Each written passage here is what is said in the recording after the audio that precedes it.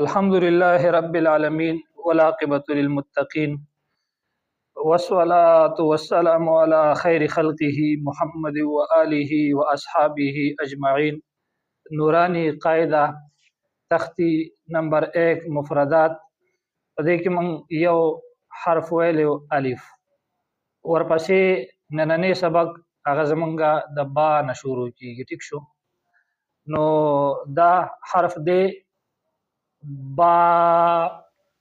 دا با په ویلو کې خو به آسان راځي، خو کله چې د تلفظ په اعتبار سره وای د کم ځای نه ادا کول کېږي نو د مخرج نه ادا کول د ډېر ضروری دي. ها د دواړو شونډو لمدي حصے چې کله یو بل سره په سختۍ سره ولګي دا شونډې دي، دا د شونډې وچې حصے دي، دا د شونډو وچې حصے دي او دا د شونډو لمدي حصے دي. دا ټیک شو؟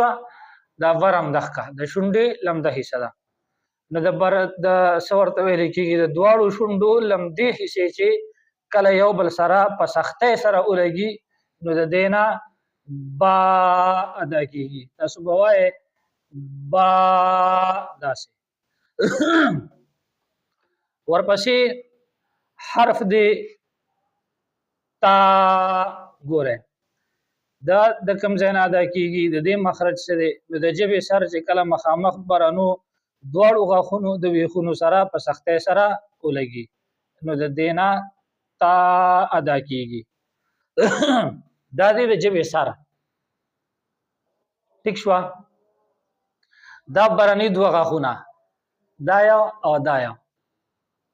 د ژبې دا سر چې کله د دې برنو دوه غاښونو په ویښونو کې دلته په سختۍ سره ولګي نو د دې نه تا ادا کېږي.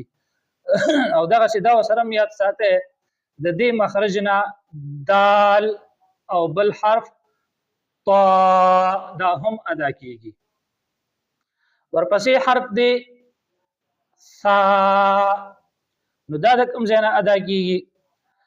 د ژبې سر چې کله مخامخ برنو دوه غاښونو په سرونو کې په نرمۍ سره ولګي. دا د ژبې سر او دا مخامخ دوه غاښونه. د ژبې سر چې کله د دې مخامخ دوه غاښونو برني مخامخ دوه غاښونو په سرونو کې په نرمۍ سره ولګي او چې د ژبې دا سر بهر را ونه باسي نو د دې نه ثا ادا کېږي. ټیک شو؟